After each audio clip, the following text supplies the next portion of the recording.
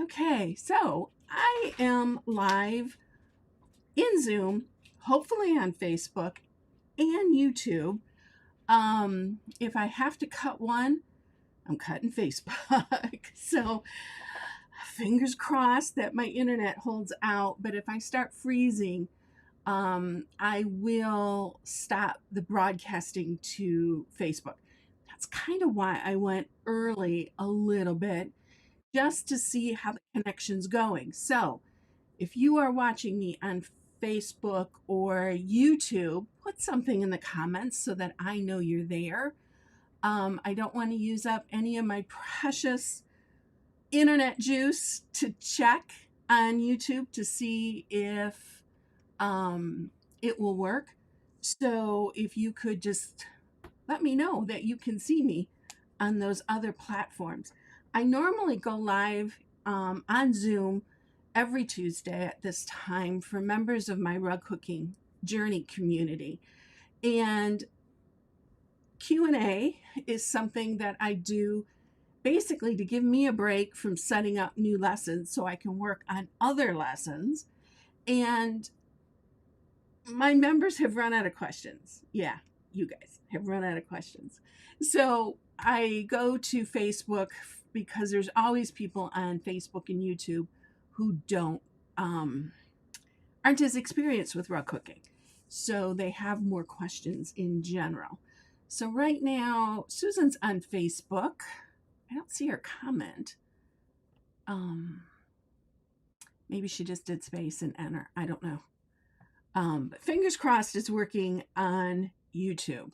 We are going to just sort of kind of hang out for another minute. I've got 3:59 on the clock. Beverly, thank you. She says she's on YouTube with me. Yay.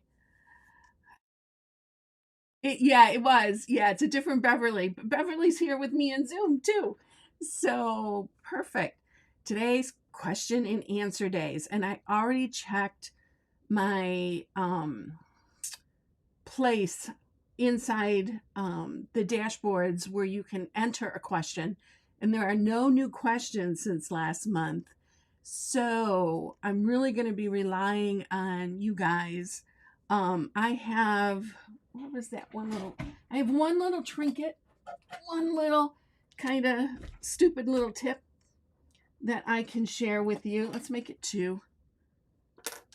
And then we'll be good to go.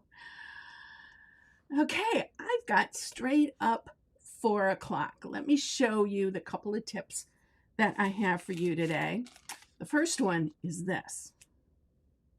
Might not look recognizable, but if you've gone to a hotel, they often will have shower caps that you can use for the shower. Or my favorite way to use them is to, I can remember how to open these up. Okay, so you can put this on your head, keep your hair from getting wet. Or if you're in a workshop and you forgot to bring something to put your little snippets in, this works great. And it was only this big, so it doesn't take up any space at all. And chances are you got one in the hotel where you checked in before the workshop, and so you're good to go. So I'll often will pull that out. What's nice is when you're done, you can just throw the whole thing away. You don't have to mess with anything else. My second tip for today is a pencil that I truly love. The more I use it, the more I appreciate it. It is an art pencil. It's a pencil designed for drawing, but it has a nice, rich, dark lead. And this is called a Blackwing pencil. You will recognize them because they have this very distinctive eraser. And I only found out recently that you can actually buy refills for these erasers. So the eraser comes out and you can plug it back in. So I didn't know it did that. I had one where the eraser fell out and I was like, shoot, I broke my Blackwing. Nope, those erasers are replaceable, which is handy. This makes the darkest, most wonderful lead when you are drawing with it on your backing to make a perfect square, right? So you always want to use a pencil and draw in the ditch. There's a lesson on that on Cindy Gay Rug Cooking. Just Google, when you get to that website, Google straight lines, and it'll show you how to draw with a pencil.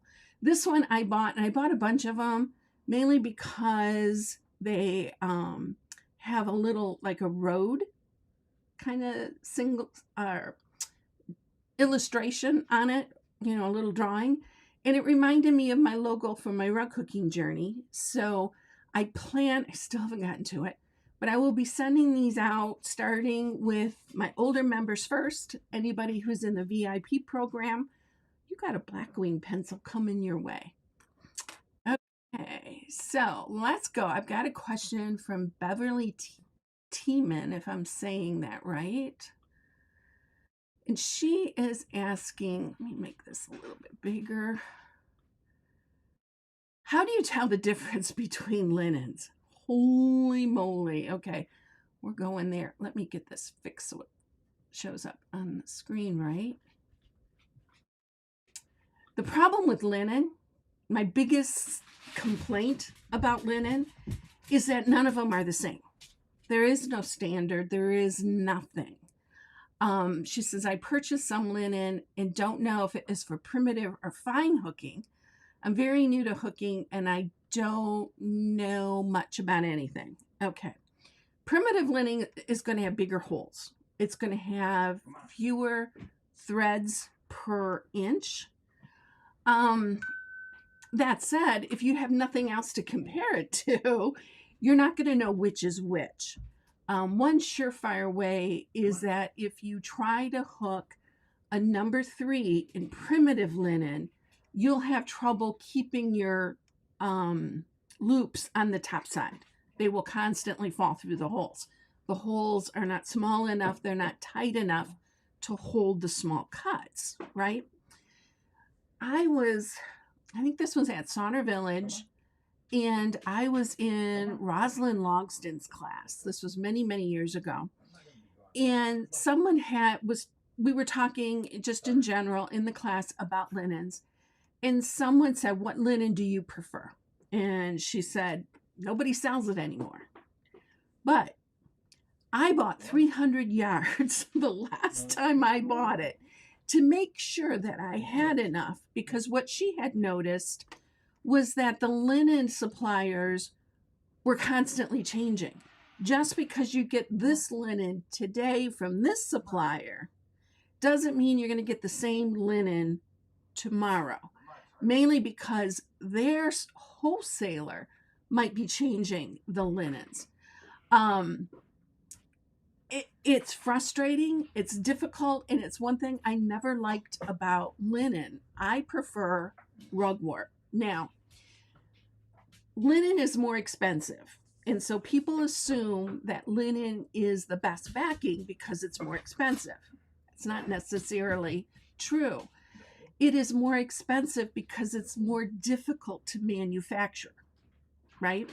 So cotton is more common. It's more widely available. They can buy the threads at a cheaper price. Everybody knows how to weave cotton, so the rugwort is cheaper for that reason.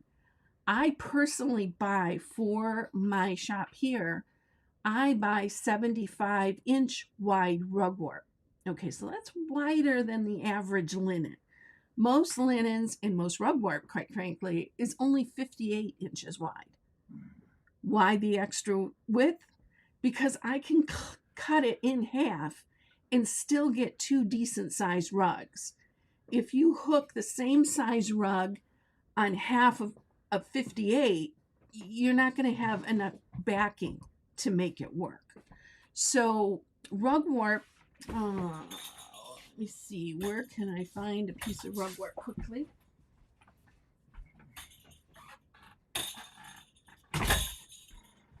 This is rugwort. It is a cotton backing. And one thing you'll notice is that the threads are very straight. Depending on the grade of linen that you buy, you're going to get, and Sue helped me with the terminology, they call it slubbing. when it gets like a little extra ball of whatever, the threads aren't perfectly even in all. Now some linens they are, but all linens are more expensive. And the one thing that really bugged me when I started buying wholesale materials is that I could buy wholesale linen as cheap as I could buy burlap. And people were buying that linen and selling it for the full blown, top of the line quality linen prices. I didn't think that was fair. But luckily with rugwarp, it's consistent. Has stayed the same. One of these days, I'm going to find that date and I'm going to figure out when it happened. But at some point, I think it was like 2005, 6, 7, somewhere around in there, the rugwarp that we could get changed, and it went to a looser weave. Now, when I was starting, people were saying rug talk, rugwarp is great, but you can't hook anything bigger than a 6 in it. Well, that had me a little bit confused because I was introduced to it in 2000 by Jewel Marie Smith, who is a wide cut hooker. And she routinely hooked number 8s. So it's like, okay. So whenever I hear someone say, well, you can't hook anything bigger than a 6 in it, my question is always, have you tried it? Because I did, and my number 8s work just fine. Now, 8.5, 9s, those are a little bit more of a stretch in the old rugwarp.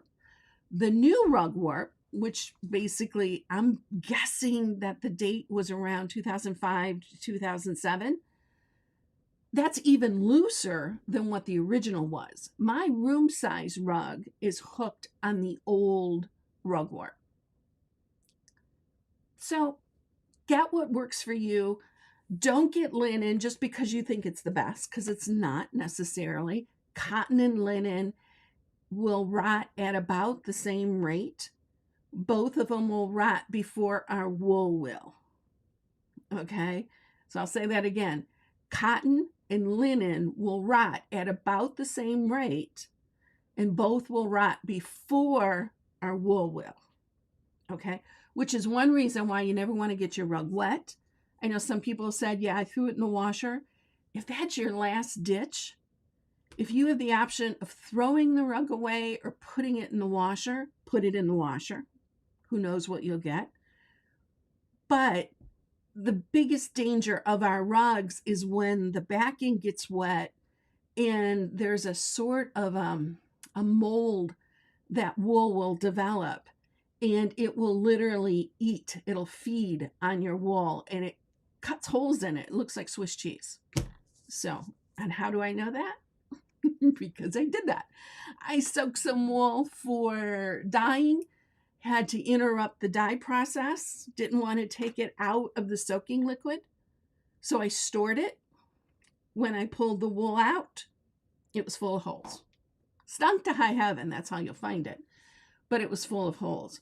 So you want to be careful and keep, and cotton and linen will do the same thing. If they get damp, they will rot. So keep them dry and everything will be just fine. Okay, so for those of you on Zoom, do you have any questions? I've run out of questions on YouTube. I don't have anything really from Facebook. What questions do you guys have? Yeah,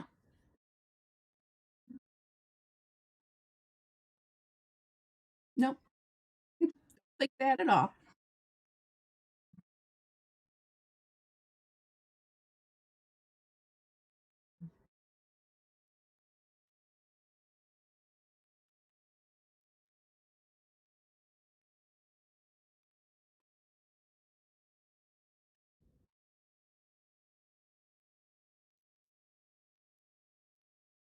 Mm,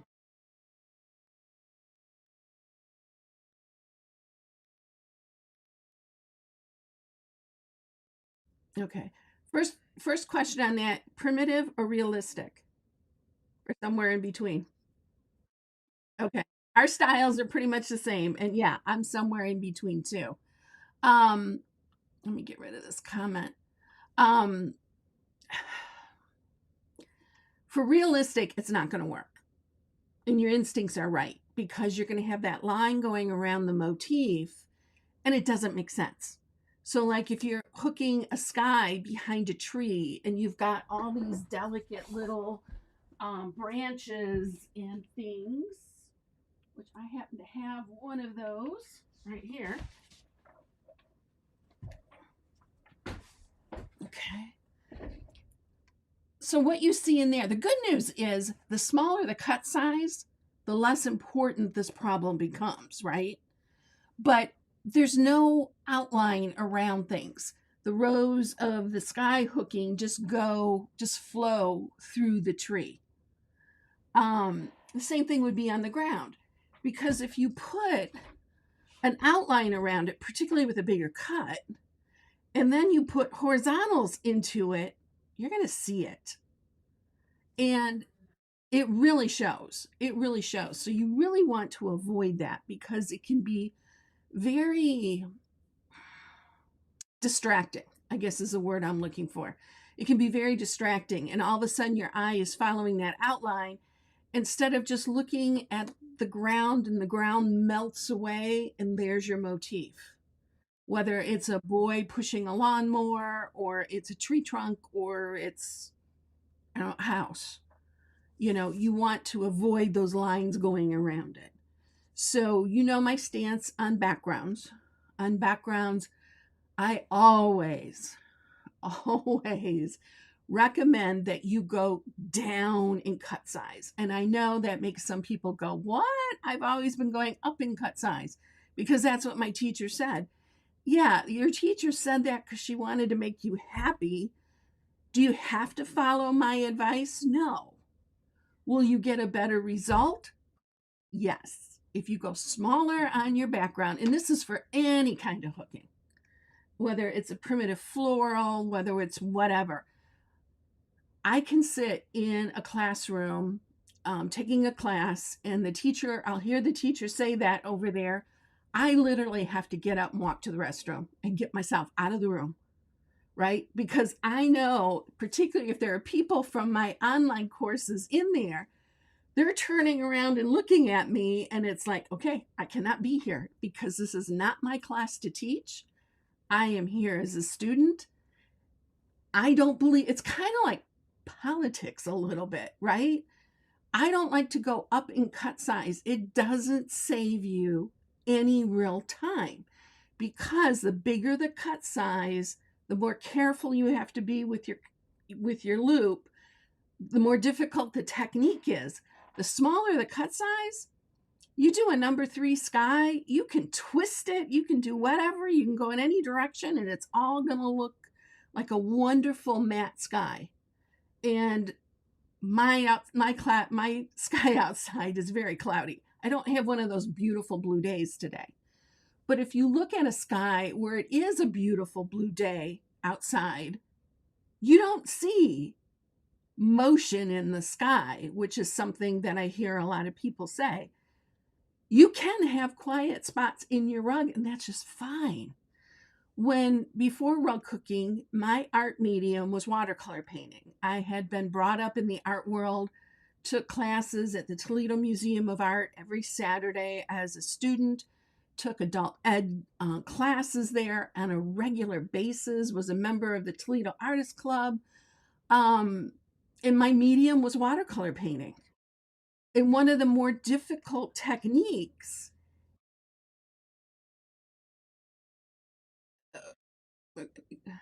Okay, thanks, Barbara. One of the most important techniques you can have in watercolor painting is how to do a perfect smooth wash, right? So if painters are trying to do a perfectly smooth wash, why do rug cookers feel there needs to be movement in the sky? Now, that said, that is for a realistic sky. I love Deanne Fitzpatrick's skies where she hooks paisleys in the sky. She hooks a pattern in the sky on purpose. Okay. I love that. But don't just do wiggly things in the sky because you think it needs motion. Do commit to it. Do a pattern. Really do, because your eye's going to be drawn to it anyways, because it's going to be different than what the rest of the rug is. So why not make it intentional? Make it intentional. New rug hookers get a little overwhelmed because you find out, number one, there's no DMC chart where you take this wool and you put it here like there is. And I see Barbara laughing. You know what the kind of cross stitch world, we're told exactly what to do, right? Did that for a while. So there's no DMC chart. No one tells you, other than that, what color goes where, unless you got a colored picture. And I recommend you take that colored picture and you pitch it. Do not rely on it, because that is going to be the best you can do. If you throw away that color picture, you could probably produce something better than what's in that color picture. So why work up to someone else's standard? Let it be your standard, and let's create the best rug, that you possibly can. So you got to figure out your own colors. And then you got the whole cut size thing that you got to figure out. But eventually you do. Either it's because you only have one cutter blade, or because someone told you that's the cut size that should be in that rug. But then you got to figure out the direction of hooking. And that can be as important as just about anything else. Donna, I know you're here. I am going to pop over. Give me a minute to pull this up. Donna is part of the VOW 2024 and 2025, which starts tonight at 5:30. And we went through a lesson on hooking. I can't do two things and talk at the same time. Why is that so hard? Here we go. I'm going to share this with you. So this is, I got a screen. I got to move that because I can't see through it. So here's her picture. And what I did is I simply took my iPad and I drew lines in the direction of the fur. Okay. And it becomes real important, particularly when you're doing animals, that the lines are curved if it's longer hair, that they're not straight. But when you remove the image, this is what you end up with. And if what you end up with still looks like a dog, you're home free. You got half the problem fixed. You know what direction it needs to go. And all you have to worry about is where are the darks and where are the lights, right?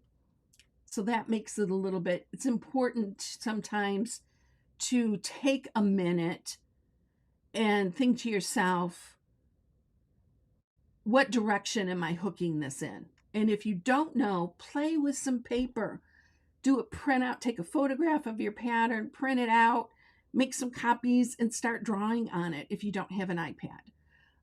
If you have an iPad, I have a course called Digital Designing, and I do this kind of thing. I teach lessons on how to do this kind of thing in digital designing. If you have an iPad, and mine's not handy, and you have the Apple Pencil that goes with it, right?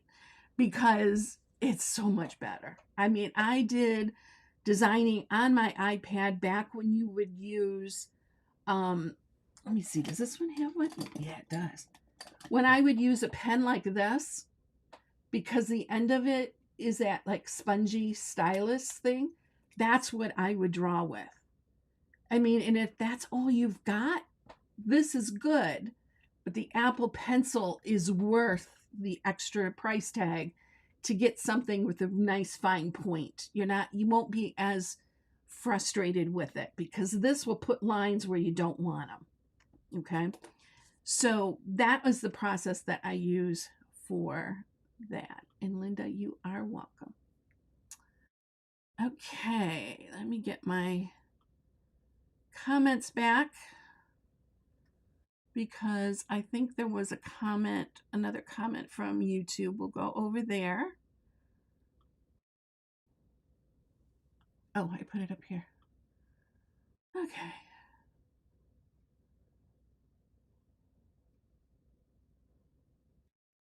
So Beverly is asking, she says, thank you. After I work through what I have, meaning the linen that she has, I'll try rugwarp. What sizes do you prefer to work with rugwarp? I go from 8 to 2. 2, I can't really hook with the 2. But in my landscapes, I needed to do those extra zingy little details that I hook after the fact. I don't like hooking with 8.5s and 9s because the dot, it's kind of like, ooh, this is what I should put here. I should put some paintbrushes. It's like it's like painting with a 4-inch house brush instead of an artist brush, right? The bigger loops, you have to hook a bigger pattern. You have to hook something that has the space for those kind of loops. You're not going to get any detail whatsoever. And detail is often what makes the difference between a good rug and a great rug. So hopefully that helps. Okay. Anything, I'm going to check back in with, I do have some questions on Facebook. Does anybody here in Zoom have a question before I go that direction?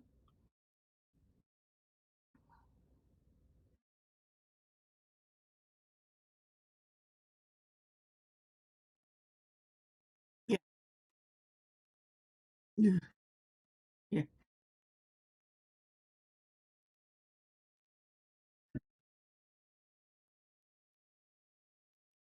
Yeah. Yeah. In the final product that you get with monk's cloth is very limp. It's thin like cotton, where rugwarp is thicker, more like a denim. It's even thicker than denim, but that's how I think of them. The monk's cloth is very thin. Okay. Linda is asking, do I have a recommendation on a favorite hooking frame? Seems like it's changed as to what is available. Also, I click in the events calendar after signing in. When you mention YouTube, is that another way to join? That's a way to join if, like the last couple first Tuesdays, I screwed up the Zoom link. You can join in YouTube. Or if you're not a member, the general public is seeing this replay. We will shut that streaming off early and we'll go into a few more extra questions with you guys. But yeah, this is my taste to the general public of the rug hooking journey, right? I'm not doing a fancy lesson like I would normally, but sometimes you get more from the Q&As anyways. So as far as a favorite hooking frame, and I've been working on this webpage and I don't know what's wrong with it. It is making me really pissed off because it's not behaving the way it needs to behave. And that is the Cindy Gay recommendations page. If you Google Cindy Gay recommendations, you'll get to a page where it'll show you what I recommend for a cutter, what I recommend for a frame, what I recommend for, it goes all the way down to my, for me, life-changing magnesium tablet that I get at a pharmacy, one of those compounding pharmacies, and they will mail it. They'll do it. They compound it right there in their office in Perrysburg, and it's what my ear, nose, and throat guy recommended because I clench really hard. And if you don't have enough magnesium, you're not going to sleep. And if you don't have enough magnesium, you can't relax your muscles. And so that has been life-changing for me. So I use that magnesium supplement. So anything I come up with that helps me, I'm going to put on that page. Most of it is rug hooking, but right now it has broken in a profound way that I can't quite figure out what's what. But I think the link for the hooking frame that I recommend is still there. The one that I recommend is if you want to do a little bit of legwork, that's going to be the Puritan frame. The Puritan frame, you'll recognize it because it is, I'm trying to think where I have one. Oh, it's all the way around the other side. It's got bright blue wood usually. Oftentimes, and I'm still shopping for a sage green one. Someday, there we go. Linda's got one. Um, so yeah, it looks just like that. That's the one I prefer. I prefer it on a stand because otherwise I find myself on my tippy toes trying to get that frame a little bit closer to me, and that will cramp the daylights out of your legs. That is not good for your legs. I don't recommend the stand that was made to go with it because for two reasons. Number one, it's bouncy. I guess three. It doesn't collapse, so it's hard to travel with. And who are we as a rug hooker if we don't travel at least a little bit, at least to hook ins and gilds and that kind of thing, right? And then the third thing, what was the third thing? It's bouncy, doesn't collapse. Oh, your feet. It's made out of aluminum tubing, and people tend to put their feet on it. And I've learned recently that the pain you get in your feet from doing that on a repetitive basis is called barstool syndrome or something like that. And so if you think about it, if you're sitting on a bar stool with that rim around and your foot's on there for hours on end, it's going to impact your foot. If you've got a frame with tubing all the way around it and you got your feet on it to hold it because it's not heavy enough to hold itself, you're going to end up with sore feet. Particularly if you hook, in your socks, right? Another reason why I wear my wonderful fur-lined Crocs in the winter. So I don't feel that. Um, what else?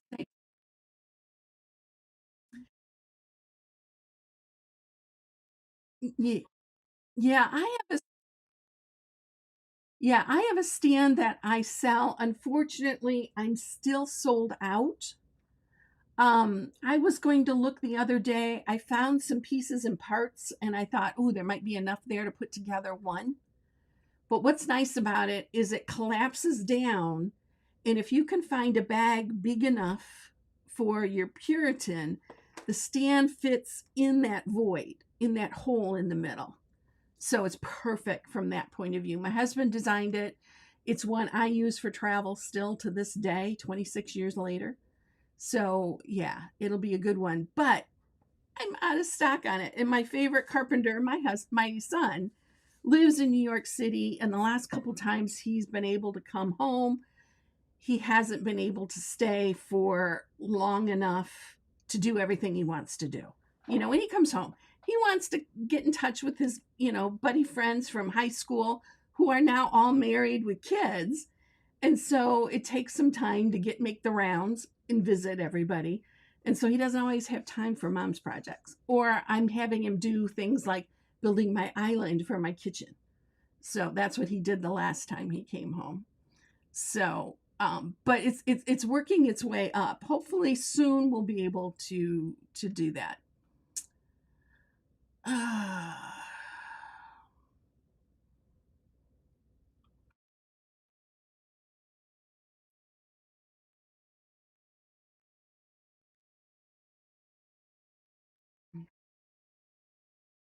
Well, it comes with one hole, and I've experimented. Mine's got three holes in it, but you don't need it. It doesn't change it at a lick at all. So Katrinka is asking, do I have any suggestions on how to replace my strips on my Puritan frame? I am going to table this question because I want to know why she thinks she needs a replacement.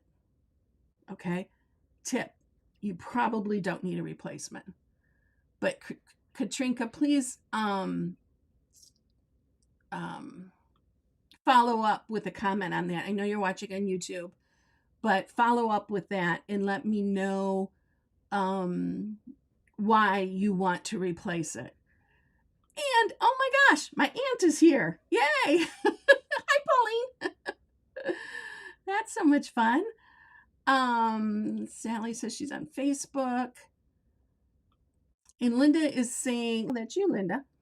Do I have a special program on your iPad to draw the lines over the photo of the dog?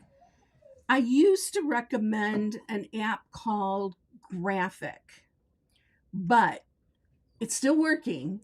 But we talked to the people who run the company, and I just got a message that I am unstable, so I am going to have to probably we'll see. We'll let it go. See if it'll hold up. I used to recommend Graphic, but the owners of that program have said that they are no longer going to support it going forward. That means if Apple does an iPad to iOS, it could crash Graphic. And if it crashes Graphic and you haven't saved your files to another format, you will never be able to get to your files. So there's two ways you can kind of go around it. Number one is don't upgrade your iOS on your iPad, which I don't recommend. It's not a good long-term solution. Solution number two is in the course, Digital Design, I have instructions on how to save it because it's a little hard to figure out.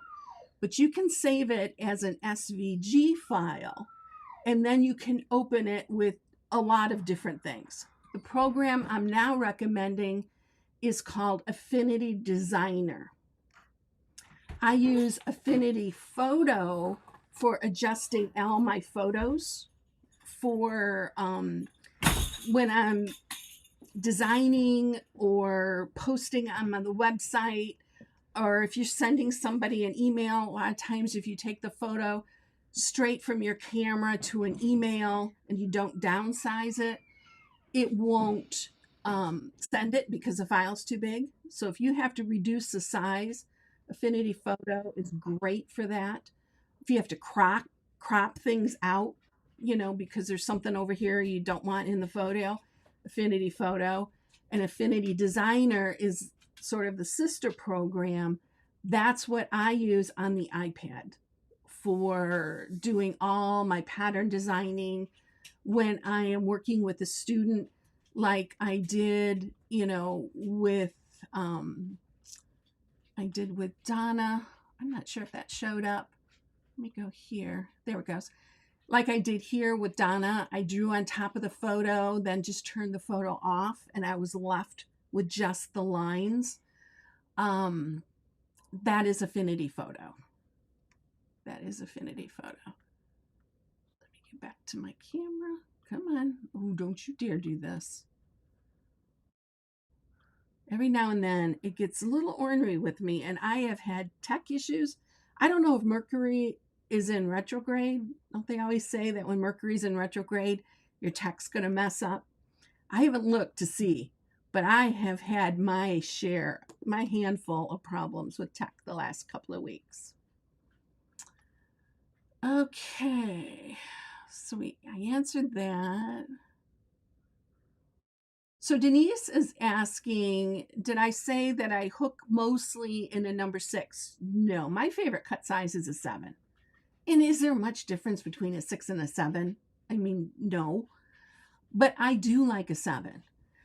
It's big enough that it looks like an 8, and it's small enough that it pulls up like a 6.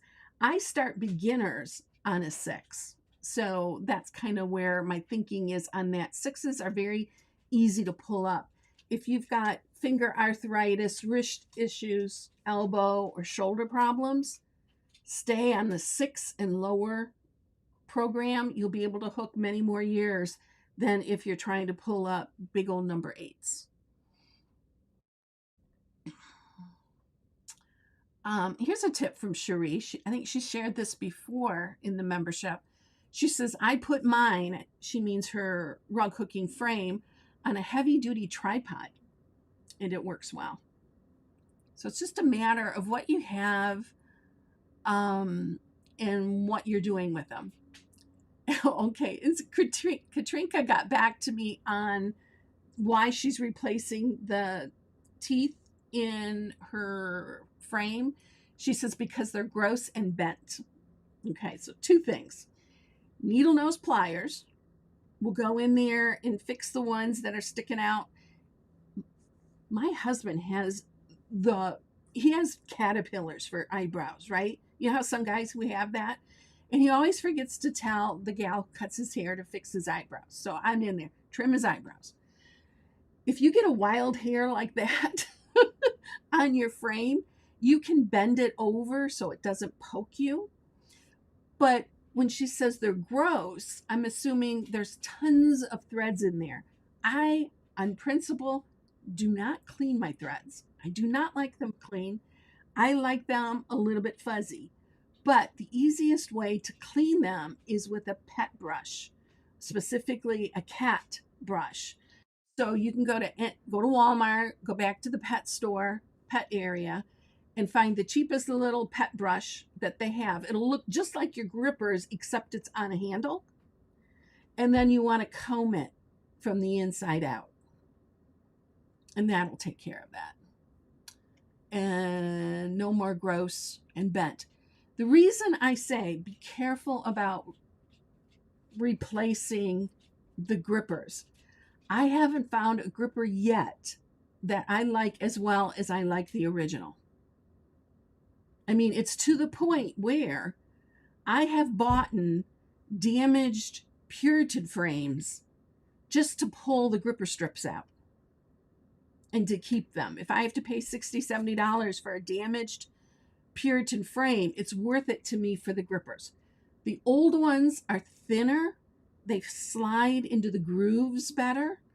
The new ones that they're making don't fit that aluminum track that they have, and you will have to struggle to get them in. So don't replace them unless you absolutely have to. Has anybody else had problems like that with the Puritan?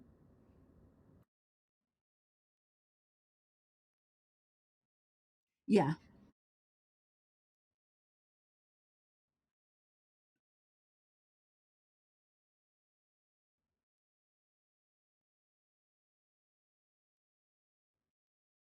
Yeah.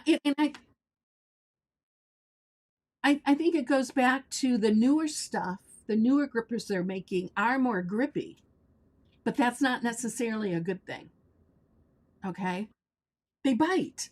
They bite. And linen will, another reason I like rug warp, when you put a linen backing on those grippers, it'll poke through and it'll scratch, our skin. And I know my skin's getting thinner, so I'm guessing all of yours is getting thinner too. And you end up with hooker rash, right? Because it'll do damage to your skin. And rug warp is thicker and it'll go over. It sticks to the grippers better. It doesn't come loose. And it's thick enough that it protects you from the grippers, unless you got a wild hair. And then you just get needle nose pliers and you either like bend it so that it's poking down and so it's no longer bothering you. Sometimes the ones at the very edge will get bent out. That kind of thing.